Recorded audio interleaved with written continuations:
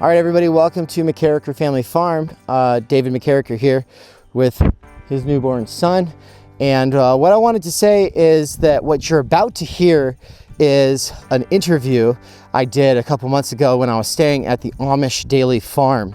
It's a really cool little operation. You should go and stay there as a little vacation getaway if you ever get a chance to visit them in Montana.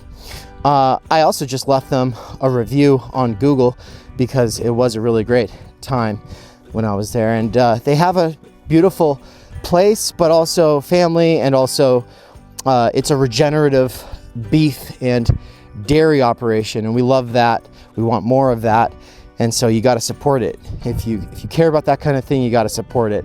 And they're something special, and so I really wanted to sit down with them and ask them some questions and just kind of give you all a little sneak peek into their lives. And I'm going to share this out on the McCarricker Family Farm YouTube, Substack, etc. And yeah, if you're interested in this kind of content, make sure to subscribe. If you like this video, make sure to let us know. And without further ado, we'll get to it. Enjoy. All right, I'm here with the Manleys, Janessa and Michael. Welcome. Thank you. Glad to be here. So we met at the Wagon Box a couple of days ago, and on my way back, I came by and spent the night, and you've shown me around and a lot of hospitality. And I just kind of wanted to use this opportunity to talk to you both. We were already at the table having a great conversation where I was picking your brain about your regenerative approach to I don't ranching, right? Is it technically ranching because it's beef, right? Is that what you would say? We lovingly like to dub it franching, farming, ranching. So Franching. All right. We raise kids and the animals are a byproduct is what we usually tell people. But really what we do is we cultivate the soil. We're basically farming microbes and we're building soil health. And that's how you get healthy beef. That's great. Yeah. Well, I want to pick your brain a little bit more about what that actually means for people who maybe they've heard a little bit about it, but they don't know too much. But first I want to talk about the name, which is the Amish Daily.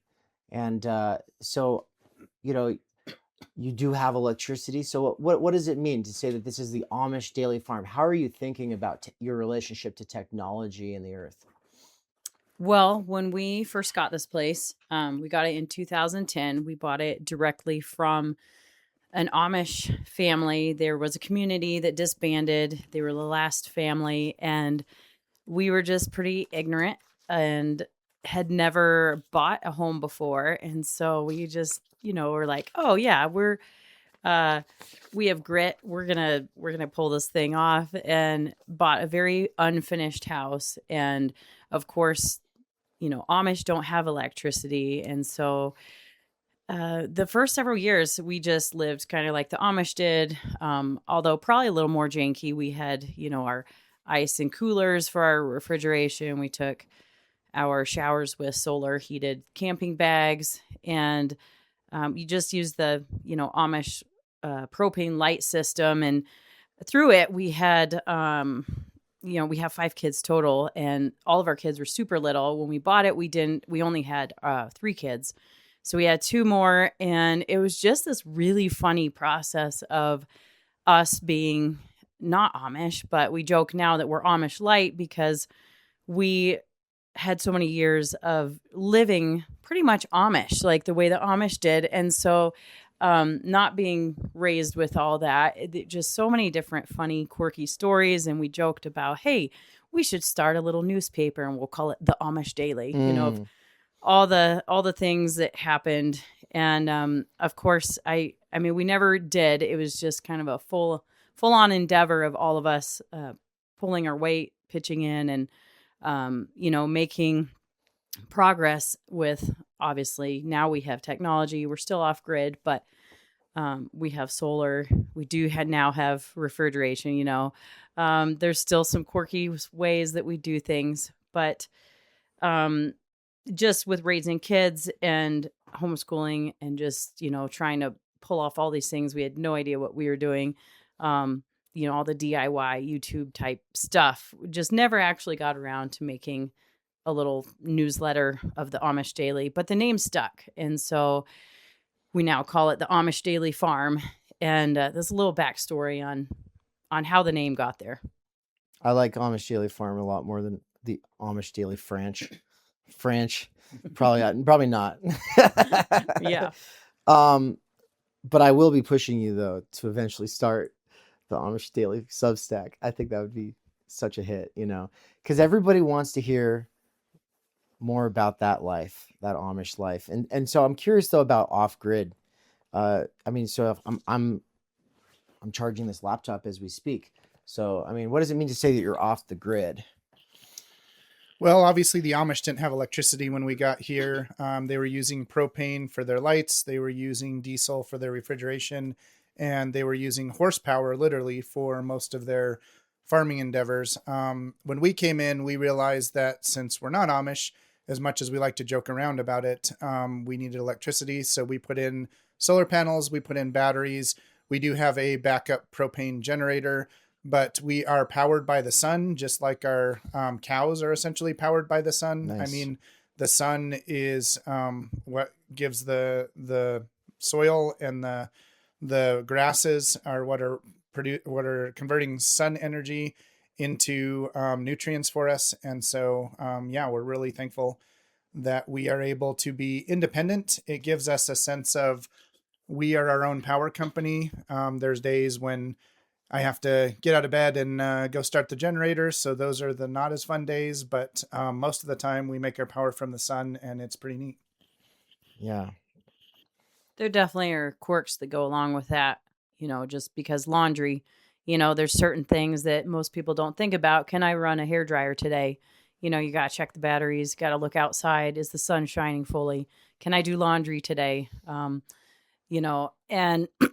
part of it is we have a couple washing machines because we also host, vacation rentals over the summer and do some agritourism stuff. So we need to wash a lot of stuff, but do we have a dryer? No. So that's okay with us because we have a huge laundry line. And so that's one thing that we still do, Amishy, is all of the laundry gets hung out there. There's constant sheets and all sorts of stuff, but I really don't mind that. It's kind of relaxing and gives you a little bit of pause in the day. And also I really like the aspect that the sun, it disinfects, there's ozone, it just makes the laundry smell so fresh. And people are constantly commenting when they stay overnight.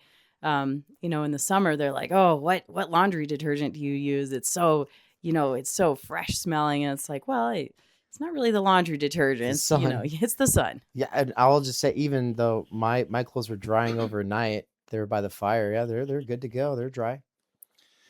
It works out well, and it gets us outside, having some chores to do every day, even if you are not doing farm work on a daily basis. I think getting out every morning and every evening to do a few chores or to hang your clothes up on the line is very healthy, to breathe the fresh air, to soak in some sunlight, to see the animals and all the beautiful things God's given us to enjoy. It's been a huge blessing in that aspect. And I think also that it's given us seasonality. I think that God intended for us to be able to enjoy seasons of sitting by the fire and reading a good book. And it forces us to slow down at times. It forces us there's been several winters where we've been snowed in for weeks at a time and only been able to get out on foot or by snowmobile. And we actually have learned to embrace that. It was a frustration at first. And then finally we're like, why fight it? We get 2 weeks to be homebound and by the fire, and let's enjoy it. Yeah. It's kind of like when you get sick and then you realize, oh, I need to take it easy and I'm going to actually listen, except that it's seasonally embedded. Except sometimes it's going to be a lot worse than other times, right? That's the thing with a winter. Like this was a very light winter out of the wagon box in Wyoming where we met, right? This was, I guess in the past they would have had several feet of snow. What about here? So, you're on the map. People can find you here, right? This is agritourism. So if people wanted to visit, for instance, this is in Montana, right? Pretty close to Butte, right? Yeah, we are. Yeah, between Butte and Bozeman, it's kind of a nice little spot tucked away. Um, we're definitely on the map. We try to use technology to our advantage. And so people can definitely look up Amish Daily Farm and boop, there we are. But yeah, it's definitely, we don't pull off events in the winter most of the time just because of taking into consideration the Montana winters. And How bad do those get? it's an adventure. I mean, there's definitely been times where us and the kids were hiking out half mile, to get to a vehicle, or we've had some junker snowmobiles in the past that we've been able to shuttle in and out of. But And how many feet of snow would you say that is when that kind of stuff is happening? Well, we usually don't get a lot of snow per se, but a few inches on the field can equate to 3 or 4 feet on the driveway and on the roads. The snow likes to accumulate on any type of road or by fence lines. So we do have snow removal equipment, but there are times if the wind is blowing where you just can't get ahead. You might spend 4 hours plowing and moving snow around, and then you turn around and it's already blown back in behind you, and it's just not worth it. So did you learn this the hard way? We have learned this the hard way, but we've learned to take it as they come. We've learned to enjoy the hard winners and enjoy the easy winners. As Janessa mentioned, we typically don't do events in the wintertime, but we just pulled off a barn dance that was a really big success, and we did it in February. I saw some of the video from that. That looked amazing. Yeah. Yeah, it was a lot of fun. It was fun. I mean, that one we did in the Wagon Box, that was my first time doing anything like that. That was a lot of fun. So and Janessa's trying to be nice, and she's making this face like, well, no, duh, you had no idea what you were doing. No, it was great. You picked it up pretty quick. Okay, you're just being nice. So where did you both live before here, and how did you meet? So a little bit about the origin story. So we both grew up in Western Colorado, pretty close to the Utah border, and we met when we were 15. Just boating actually, and never went to school together, but just had a really connected friendship, and got married young. We were both 18 when we got married, and we definitely just clicked over some just kind of uncommon type stuff that was, I don't know, seems to be trending now, getting back to the earth and doing things traditionally, and raw milk and all that sort of stuff. A little bit of conspiracy theories thrown in there, which was totally taboo at the time, but I don't know, it's catching on. It's becoming more popular. Not that we go full bore into it, it's just a fun, I don't know, something fun to talk about that most people in our age group were just like, oh, that's retarded. And anyway, yeah. So far we've been right on all the conspiracy theories, but hey, who's counting? No.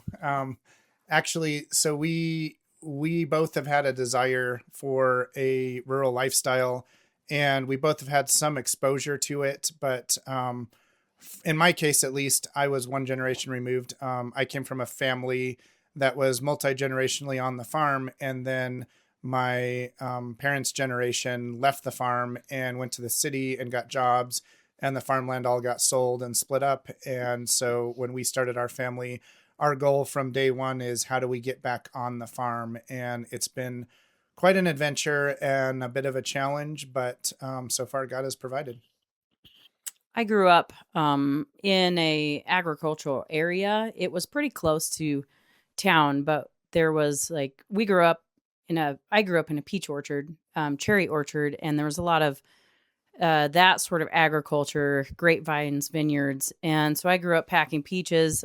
We didn't really have a farm per se, but I grew up with very much we always did a big garden. We had goats, and we were pretty much crunchy. We always did the tallow, the lard, we were full on. Butter is amazing. And, it just, all that stuff was very, got you really odd looks at the time, which is funny. You come full circle to now, and it's totally trending. It's totally popular. And it's I've done this my whole life, But we never had cows. And so cows was definitely an adventure that neither of us really had an idea about. Like I said, I had goats. I was familiar with that, with milking.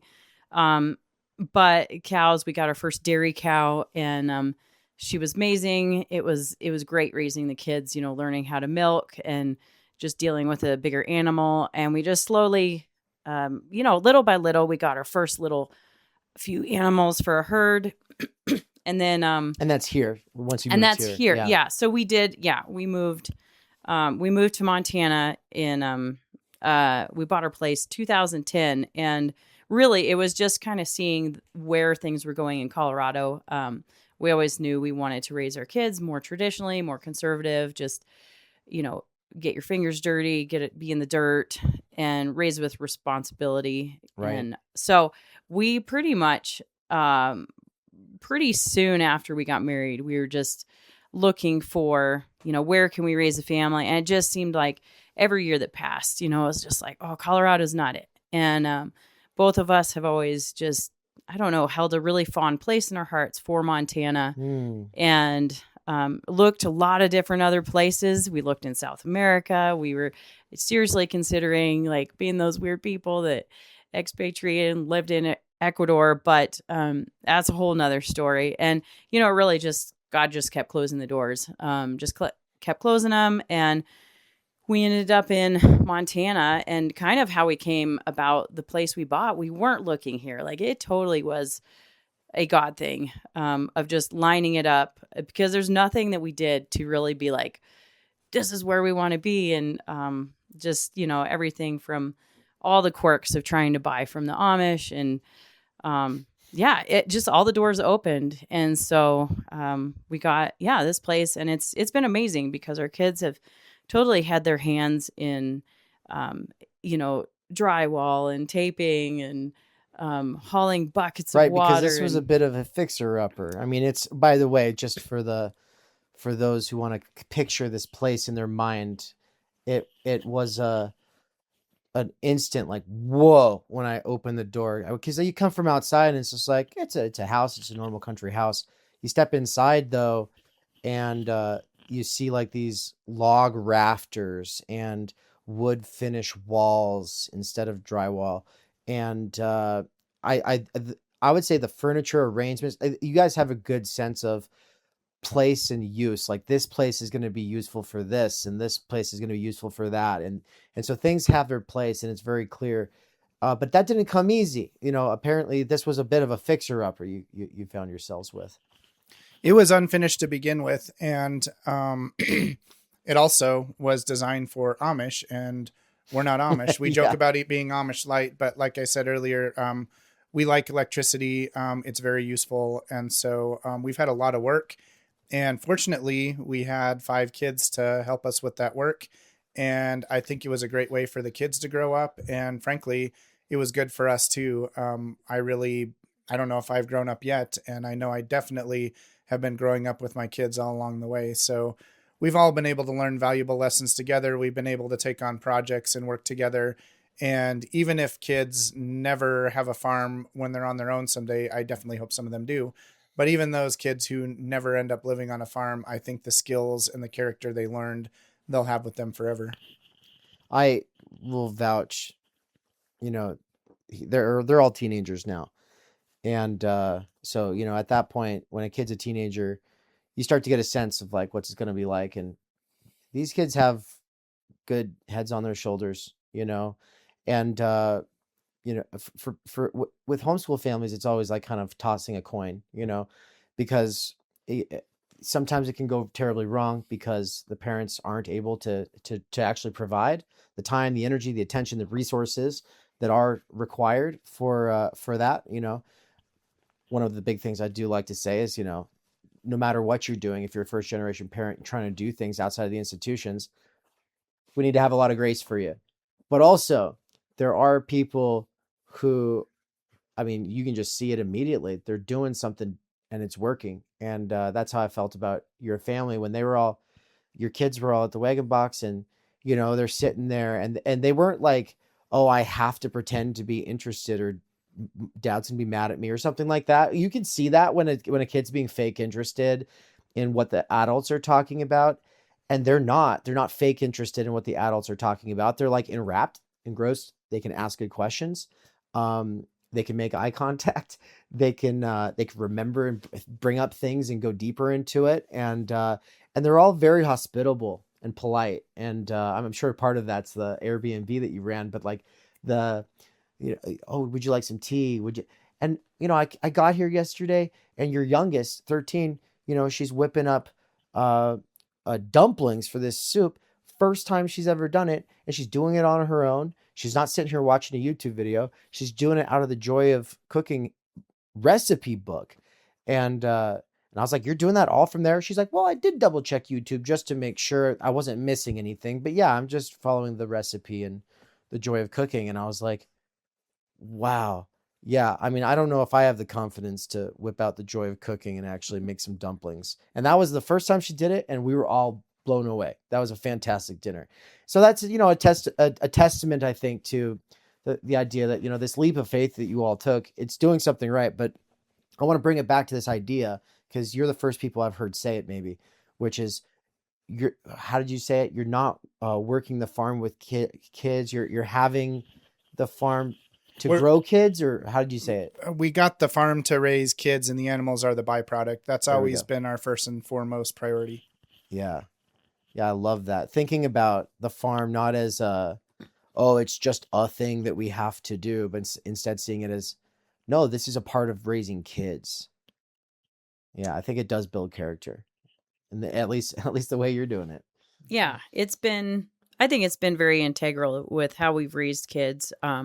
Our idea is to raise ourselves, or to, raise ourselves out of a job as quick as we can. And so our thought is, raising healthy, independent kids that are not codependent on us. Like we essentially want them to not need us. I mean, we want them to come back and enjoy the farm. Like, our oldest two daughters are married, and they're just not needy. They adult very well. And yeah, all our kids are very can-do. Like, we could leave the farm at any time, and our kids, any of them could run the farm, even our youngest. And I believe it. Yeah. So it's been a good tool. Yeah. I think your youngest could probably like run a high school. She probably could. We say our youngest is the most mature adult of us all. Yeah, man. And she beats you at chess too, huh? She does, unfortunately. And our kids, they really push us. I mean, the nice thing about being the next generation homeschoolers, the next generation homesteaders, the next generation farmers or ranchers is they've already learned the lessons that we were learning as adults. And now they're thinking bigger. They're thinking more efficiently. They're thinking about the big picture. So we actually get challenged by our kids almost every day. Yeah, I would say another aspect. I know most farms, ranches, they don't necessarily have like a hospitality piece of it. But when we started doing Airbnb, it really was purely just, we need more money. Like, we need more money to finish, the house. And it was just looking around, like, what do we have? What can we utilize? What things has God given us that we can, help us gain more income? And it was like, we have this huge house. It's 5,000 square feet, and we aren't using like most of it. And so, at least, we weren't at the time. And so we finished the basement and just started renting out rooms.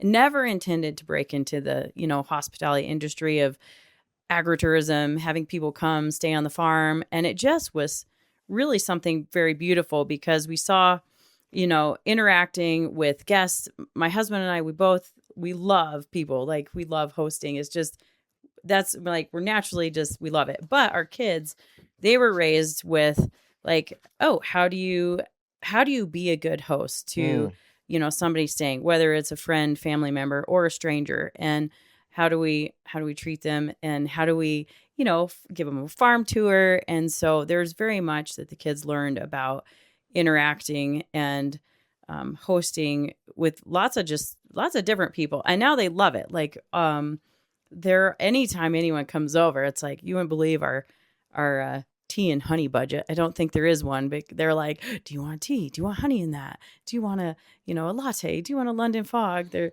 um No, and they were talking. You two were arguing this morning. You and one of your daughters are arguing about about black tea. What counts as black tea? And there's all of I've never heard. It was like encyclopedic her knowledge of these teas. But I just want to say on this note though about that they had all those experiences that that kind of ties into Joel Salatin. And we're about to turn it here to you, Michael. And I kind of want to pick your brain a little bit about how how you kind of came into doing this rotational approach that you're doing and everything like that. Because you said you've read a lot of Joel, and I'm wondering how much of a connection there is, how much inspiration you get from him, because he's a big deal for us at McCarricker Family Farm. And one thing that he says a lot, and it just really sticks with you, is that, nowadays they care so much about self-esteem for kids, and it's all this fake, like, just believe in yourself kind of stuff. But he's always said, no, confidence comes from the accomplishment of meaningful tasks. It comes from the accomplishment of meaningful tasks. You can't just tell a kid, "Oh, you're fine, you're fine." No, no, no one's fine. We're all supposed to be working on ourselves, and you're supposed to be accomplishing meaningful tasks on a regular basis, and that will necessarily lead to the kind of confidence that people find attractive, and also that people want to work with. And anyway, they exude it. So props. But yeah, so we're thankful. We're very thankful. I mean, all of our kids have been helpful around the farm at a young age. My son, for example, he started running the tractors and equipment at age 10. And we looked outside one day and we saw what was the former Amish chicken coop sitting out there in the field, not being used because it doesn't really fit our idea of chicken tractors and how you can best utilize those animals on the farm. But it was a shame to see this building going to waste. And so we decided to strip it down to the frame and turn that into our first tiny home project. And my 10-year-old son was out there in the middle of it all. He was on a tall ladder so he could reach the ceiling, and he learned basically all aspects of that project by doing it with us. And that became our first tiny home. And since then, we have built 2 orchard cabins as well that he was also involved in. Yeah, I would say all the kids, there is something about, what you were saying, David, about basically raising kids with grit. Don't just tell them they're great and they're amazing. Like there is something watching kids be able to just push through hardship. Like when you have animals, you can't just be like, I don't feel like it today. Or, snowstorms, water's freezing. Like there are hardships that you just have to put your boots on, and being a good steward of those animals, you have to go take care of them. Rain, sun, snow, blizzard, and we've seen our kids push through that, and it does create a resilience, a can-do attitude. So then, when they're out, in just kind of more normal-ish life, out in town or whatnot, a flat tire, like whatever, it's, oh, yeah, I can do this. No problem. It's not like, oh, this is such an ordeal. What are we going to do? It's yeah. When I showed up yesterday, Teddy was. I walked up and I was like, "What you doing?" And he was like, he was replacing. See, I don't even know what the mechanical word is for the thing he was replacing, but it's making it so that the fuel reservoir is not leaking. And he's like, "Yeah, third time's the charm. I'm hoping here." And I was like, "Wow, man, just turned 17 and here he is, just fixing it, making it work." That's fantastic. He welds, he does a lot of our mechanic work around the farm, but our girls are farm tough too. I mean, our most recent project is we built a bathhouse and we run 4 glamping tents throughout the summer. And our girls were out there. We did it in the winter because that's our only downtime. Our girls were out there through the entire project. We had to actually build fires to get the ground warm enough and thawed enough to be able to pour the concrete, and a lot of the project was done at below or around 0, and our girls were out there for the whole thing. So it's not just our son, it's all 4 of our girls are farm tough too. And I think it's because of the way that they grew up. They were always involved in whatever project we had going on. Yeah, I think actually Valentine was the first person up, because I woke up and I came upstairs and I was like, oh, I guess I'm the first person up. And so I sat down and I was like working on my laptop. And then she came in. She had been milking the cow. And so, yeah, that was pretty cool. And they're all entrepreneurs. And so, they've all got their projects and they're all thinking forward, longer term. And that's really cool. So love to see it. But I kind of want to switch gears here and ask you here about the practices, the rotational grazing practices. Maybe you could get into rotational grazing a little bit. Sure. Well, we have a small acreage, so we obviously cannot compete with the big guys, and not that we really like commercial operations anyway. As I mentioned earlier, everything we've done on this farm started as what do we want for our family? And then from there, eventually expanded into, okay, we have an abundance. Let's share that with others. And it's turned into a business. I believe the best way to keep the kids involved and equip them for the future is to make things profitable and to build models that can be expanded and that can be duplicated by the kids down the road. And so we eventually got into the intensive or rotational grazing. Joel Salatin is also one of my biggest inspirations. We have seen him live on several occasions. We have all of his books. And Wow. We read That's a lot of the books. Stockman Grass Farmer. I would highly recommend for anybody that wants to start down this path. The first and most affordable way to start educating yourself besides YouTube and looking up Joel's videos on YouTube would be to subscribe to the Stockman Grass Farmer. And there's Okay. articles, not just from Joel, but from people all over the country that are doing this model and how they're making it work. And really, you can do tremendously powerful things on a small acreage if you know how to manage the land properly. And I mentioned earlier, really what it comes down to is you're cultivating healthy soil, you're growing microbes, and that's really the secret that unlocks everything else. So if you just turn the cows out and let them eat whatever they want, then they're going to eat what we could call the candy grasses. And there's going to be other grasses that are left untouched. And eventually, your field will be less than ideal with the type of plants that are thriving and the types of plants that are not. And by putting them in a fairly confined paddock and letting them feel some pressure of competition by the other animals in that paddock, they tend to eat all the grasses instead of just the candy grasses. And it's a much healthier way to manage your field and stimulate the soil and get the whole system working the way it's supposed to be working. Many of my neighbors, for example, they are constantly bringing in fertilizers, and they're, by and large, most of my neighbors are dependent on these chemical fertilizers because what happens is the more you spray chemicals, the more you kill those microbes, and the microbes are what actually unlock the minerals and the nutrients in the soil and make them bioavailable to the plants. So if you're constantly killing them, then you're now dependent on those chemicals for your plants to grow.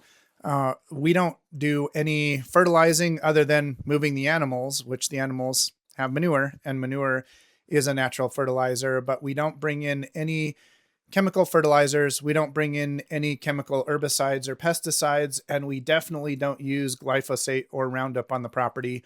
We want this property to be better for every generation that manages it. And we believe that we can continue doing that. We've already doubled the carrying capacity of the acreage we've got since we took over from the Amish with the practices we've been doing. And the biggest change that we've done is the intensive rotational grazing. That's awesome. Yeah. And I've got a couple follow-up questions for that, but what did you want to add? Yeah. here, So Janessa? basically, our premise is when we started, we wanted to raise the meat, the dairy, the eggs, the poultry, whatever we were consuming, the most expensive piece of a dinner plate. We wanted to raise it the best, the healthiest, the cleanest, the happiest animals ever, because that's what we wanted to eat. And it somewhat grew from there on, how can we utilize our property the best and offer what we have extra. Of course, now we're envisioning, expanding, but you look at how animals were traditionally raised, and when they're low stress, when they're happy, when they're content, when they're, given a really good life with constant, clean pastures, you get a better product. Just you don't get the stress and cortisol in the meat. And so it's been a big practice, for us to raise things in a very clean manner, a closed looped system, so that we don't have to use antibiotics or growth hormones or vaccines or all that stuff, because it's not what we want to eat. And what we're finding is more and more people, they're looking for that. And so we have a unique system, that not everyone has, but the closed loop system is we raise our hay. So for the winter, they eat our hay, and we know exactly how it was grown. We know that how it was managed, how it was cared for. We know 100% that we didn't spray it, and in the summer, of course, they do rotational grazing. So it's on our pasture, and all the calves are born here. We have our own bull, and it's been a huge learning experience for us, especially neither of us growing up with just having that second nature. But you can see it anytime we take an animal to the butcher. That's the only part of it we don't do, is we don't have the facility to be able to butcher it correctly. But, the only time it leaves our farm is when it goes to the butcher, and the butcher's always like, man, your meat's phenomenal. It's well marbled. He's like, you guys are doing something right. And so it gives me a little proud burst of accomplishment, just because it's hard work. It takes more effort than conventional farming, but I do believe it's well worth it. And especially when you get it on a dinner plate, it's or breakfast for me this morning. And it's hard to maintain standards. I mean, as Janessa mentioned, we try to have as much of a closed loop system as we possibly can. It's impossible on a small operation to have a completely closed loop system. About once a decade, we have to replant our hay field, and on those years we have to buy hay. And we usually have to go further and pay more to find hay that meets our criteria, even if it's once every 10 years. But we firmly believe that compromise is not an option. We've got forever chemicals like the glyphosate all around us, and we do not even want to compromise a little bit on that. Grain for our pigs and our chickens, we have had to really ask the right questions and really dig in deep with supposedly all-natural, non-GMO grain providers here in Montana. They exist, but there's a lot of people that say they're raising organic, non-GMO grain that is in fact still being sprayed in one way, shape, or another. And there's a disconnect with a lot of farmers that, if you spray glyphosate in the spring and then you do natural farming the rest of the year, that you're okay. But no, you're not. Really quick note on this as well. There was something interesting that you said about where you got your herd from it's a herd, right? Where did you get them from in the first place? Yeah. So we have Aberdeens, which is a you trace it back. It's a Scottish old world breed. They're the small cow, and they have short legs, so we lovingly dub them the corgi cow. Yeah. So they are smaller framed, but they're a hardy breed. You think of the Scots, and that's what they are. They're very hardy. They birth easily, and they convert the grass to meat very well. They're the fat is a lot of intermuscular, so they're very good at being just grass fed. We like to provide them with lots of different greens, not just grass, but we think the more diverse type of greens they get, the better. But in a pinch, yeah, they could be just a grass. But yeah, so we don't grain them at all, like any part. So they are grass finished, and it really they do well. They're matte. They're matte. What am I thinking? They're fat. It is very well dispersed intramuscular, and so you get all that tenderness, juiciness that most people are thinking, you can only get with a grain finished cow. And it hasn't, we haven't seen that. We've seen a nice, juicy, tender steak. The test is on the plate. We've had several people over who were unsure. And after eating a steak dinner with us, then we've so far 100% of the time have said it was the best steak they've ever had. And as Janessa mentioned, there's no grain finishing whatsoever. There's no grizzle. that you cut off your plate and throw away. But yet those are pounds that you're paying for. And sometimes to do things the right way, it takes longer and it's a little more effort. Our breed takes about 2 years to mature. The commercial breeds take about 18 months. And when our breed does mature, they're about 75, 80% the size of the commercial breeds at the time we harvest them. But the product that we're producing is better. And what we've learned, as Janessa mentioned, is they are probably one of the most efficient grazers on the planet. The amount of grass that they eat and how they're able to convert that into muscle is probably one of the most efficient there is. Plus, they've got a great temperament. It's since they're a smaller cow, they are less intimidating, and that was important to us. That's probably one of the biggest traits that when we first got them, we were slightly unsure ourselves They're of. like hobbit friendly cows. They're hobbit friendly. Not quite. They're not quite that small, Yeah, but no. we knew the kids were going to be. Your dogs are a bit more like hobbit friendly cows, like, Yes. your dogs are huge. We have 3 large dogs. That's true.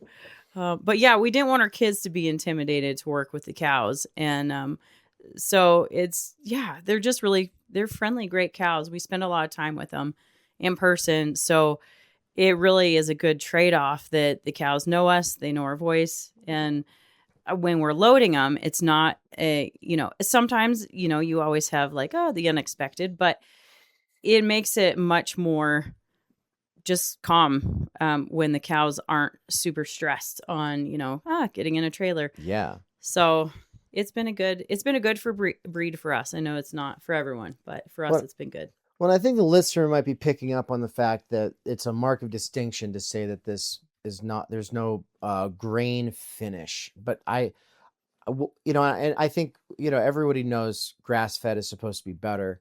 And obviously the way that you've described it with the rotational grazing, it's going to be far superior over standard grass-fed. But when it says grass-fed in the store, is that mutually exclusive from the grain finish? And then also, what's wrong with the grain finish? Well, again, what I have seen is that there are a lot of people marketing grass-fed beef and still finishing it with grain. So almost all beef on the planet eat grass at some point in their lives. So it really doesn't mean anything to say it's grass-fed. The best question to ask is how it's finished. Do you use antibiotics? What is the breed? Those are a lot more important questions to ask because those are a lot more telling on the quality, the nutrient value, and what you're actually paying for. Again, the industry is designed where you get paid by the pound. So as a consumer, you're purchasing an animal based on the amount of pounds at the time of harvest. And what do you want those pounds to be? Do you want those pounds to be lean meat with healthy fats that you can easily absorb and use? Or do you want those pounds to be a bunch of corn and soy that were eaten the last couple months it was alive, that is going to equate to a bunch of grizzle that you don't want to eat on your steaks and on your roasts anyway? Or even just trim fat. I mean, not all. I don't want to knock, people that are doing it grain finished. It's not how we would do it, but you do have some good success, but it's just a different kind of fat, a different type of fat, and your body utilizes it differently. And so grass finished. No, it's one thing to say you don't want to knock the people who are doing the grain finish, but what we're knocking right now is the kind of beef that says grass fed that was actually grain finished, though. We're not saying knock them, but also it's slightly not honest, maybe. I don't know, to be calling it grain if they're actually or grass if they're actually doing a grain finish. Right, that's what I'm finding out here, I think. Well, again, I'm assuming that most of our audience is going to be the crowd that wants healthier, natural, better quality products. And if you don't know where your inputs are coming from, then you really don't know what kind of quality you're getting. A feedlot is going to be using grains that by and large are going to have chemicals and glyphosate in them. So you can have the best cows that have lived the best life in the world for the first year and a quarter of their lives. But if they're going to spend the last 6 months at a feedlot eating grains that are full of chemicals, then you've just undid anything beneficial that you might have thought you were doing for the first year of their lives.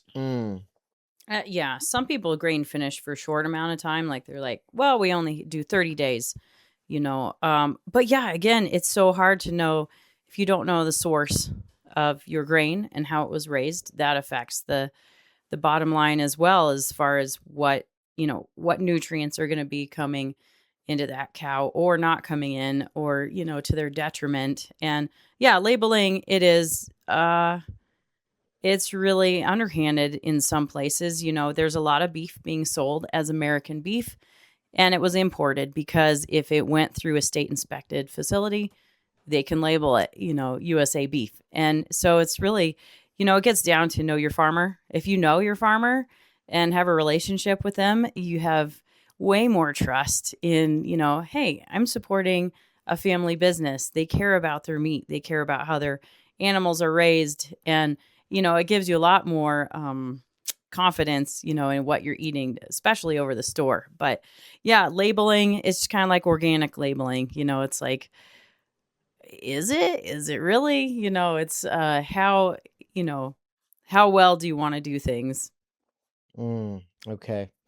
Yeah, and so Michael, you brought up glyphosates a few times, and that's, you know, the chemical behind Roundup. And you said some things at the event where we met that I think people probably just don't know much about. Like most people don't know much about it. And so, yeah, what are some things people need to know about glyphosates?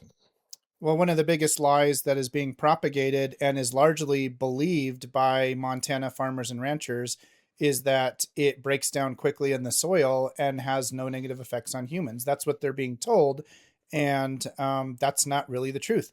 There have been many tests that have been done on organic farms that have had no spray in a number of years that are still testing very high on glyphosate levels because the chemical does not go away. It stays in the soil. And sure, one of the studies in particular that I'm thinking of, the organic farm hadn't been sprayed in 9 years, but the glyphosate levels were still significantly higher than what the EPA considers safe. And I don't trust the EPA, and probably most of these listeners don't either. But even the government would say that the levels in that soil is unsafe. And the reason it's unsafe is because the chemicals that were sprayed for those first 20 years are still there. They haven't gone anywhere. Okay. And so if you've got glyphosates in your soil or in your body and they're not breaking down as fast as they're supposedly going to, what are the effects of that? What is it doing to that soil? What is it doing to that body? So we've seen the trend upwards of people becoming gluten free, right?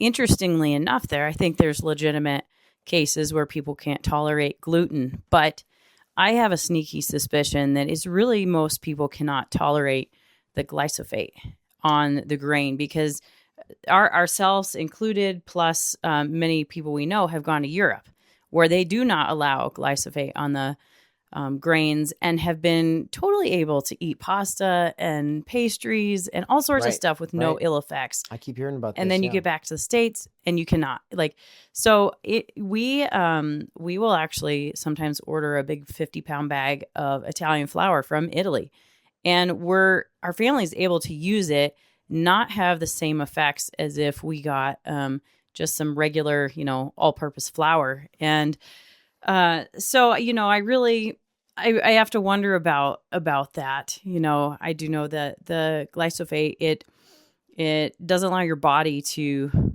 absorb nutrients, which, you know, all the leaky gut stuff, celiac, all the gut issues. I mean, 70% of your immune system is housed in the gut, and so if you don't have that, you're really struggling with your health. And that's one thing that glyphosate really attacks is your gut. Yeah, and I'm on this special no grain sort of diet here for Lent, and it's first of all, I feel great, but also I think that my body was like going through some weird stuff for a little while just because I was so used to it. But no, I feel really good. I think I feel less bloated without it, and so that's really nice. But yeah, maybe we'll close this thing out on a couple things, and one of them will be a little spicy. So chemical fertilizer. Okay. Glyphosate. Here's the thing. What MAHA, make America healthy again, right? It's an idea I think that most people who care about quality food kind of were like, hey, well, maybe something good can come from this. But we just got news like in the last week that something is happening. And so I'd like to ask you about that, Michael. What's going on with glyphosate in the White House right now? Well, the best source on that would be Thomas Massey. He just came out with a lot of really interesting information about the lobbyists who are trying to make it impossible for you to sue Bayer when you develop cancer or have negative side effects from using Roundup. And apparently, I don't remember the exact number, but you can look it up. Somewhere in the neighborhood of $6 to $9 million have now been traced to the lobbyists in the last year alone for promoting Roundup and promoting litigation immunity for the manufacturers of Roundup, which is a German company, by the way. And apparently Trump has decided that it is a national security priority to keep Roundup flowing. How that has to do with national security, I would really like to know. Yeah, and that kind of just goes hand in hand with, they slash a bunch of unnecessary programs. People can argue about which ones were necessary, which ones were not necessary. But one of the things that's kind of wild is that my mom went through so much to get our farm certified organic last year, and there was supposed to be money where she pays up front, and then she was going to get reimbursed when she was actually approved. We got approved, no reimbursement, and it was because Trump slashed that. Mm-hmm. And so, yeah, organics are being slashed. Roundup is being pushed, not just pushed, but made no longer legally liable. Mm-hmm. Which, by the way, no small farm is made not legally liable. Can you imagine how sweet that would be Mm-hmm. if your farm was just not legally liable for Mm-hmm. people having accidents? Like you wouldn't have to have insurance for somebody running around and getting hurt on your farm. It's like, oh, that's great. Wouldn't that be nice? But no, we don't get that legal immunity. They get that. And they're a German-based lobbyist firm. Like, isn't that wild? Why is it that the people that are sticking needles in our kids and poisoning our soil are the ones that are immune to lawsuits, but all of us who work our butts off as small business owners are the ones who are subject to all of these things, to lawsuits if we do it wrong? And that's the way it should be. That's a constitutional right. You have a constitutional right to have your day in court. If somebody wrongs you, you have a right to prove that. And if you're able to prove that, then they have to make restitution. That's a basic principle in America that our founding fathers laid out for us in our constitutions. Yeah. Anything you'd want to say to I know this is just fantasy at this point. Probably no one from the White House is going to be listening to this, obviously. But really, like, if you had your moment to actually say something to Washington, to say something to anybody in a position of power, anybody who's working in any of the institutions, I think as far as people who are doing things right and trying to make the world a better place, you guys have your credentials kind of laid out throughout this podcast. You're officially standing in a position here to really say something. What would you say to those people? Honestly, I think by and large, it would be a waste of time to give a speech before Congress. I know of Thomas Massey, Rand Paul, and honestly, I don't know if I can think of anybody else who I think is a politician who is truly for the people and not bought. I would say by and large, probably most of the rest of them are at varying levels. And I don't really want to get into politics. What I would say is that our focus has been on the next generation. We have invested everything we can into our kids, hoping that they can build a better world than our generation did. And I would say, if I were to give a speech, if I were to try and make an investment in the future, it would be in that next generation. And I would appeal. The scary thing is when Montana last year tried to pass the bill to grant immunity to Bayer over glyphosate lawsuits, it was supported in large part by Montana farms and ranches. Those are families who have bought into the idea that if they could not get glyphosate, they would go out of business because the way their grandfathers farmed and ranched is not profitable. I would really go after that lie. I think that's the biggest lie that needs to be dispelled in this whole thing, is that there are better ways to do things, and it's not the ways that the chemical companies and the politicians are telling us we should do them. Yes, you could make a living for your family on a small acreage, and you could make it without chemicals. Your grandparents did, and you could do it today. Also, it's the thought of what kind of world do you want your grandkids living in? You know, what your great grandkids, thinking multi-generationally, like what kind of world are they going to grow up in if the soil's dead, if they can't grow anything? I mean, you're going to pay it now, you're going to pay it later. So that's the long-term thinking that I think really brings us into alignment and together, and it's based in a sort of disillusionment with the current system, the current state of affairs, and it makes us realize, oh, the point is not to immediately affect change at their level, but to raise up a new generation that can actually like lead the way. And so I love that. I look to you guys for a source of inspiration on that now, and I think a lot of people will when they hear your story. And so thank you for sharing it, and this was awesome. Looking forward to doing it again. Thanks for having us. yeah, thank you. All right, I hope that you found that as inspiring as I did, and if you did, make sure to subscribe and to comment and to like and let us know, because that kind of thing helps. Thank you.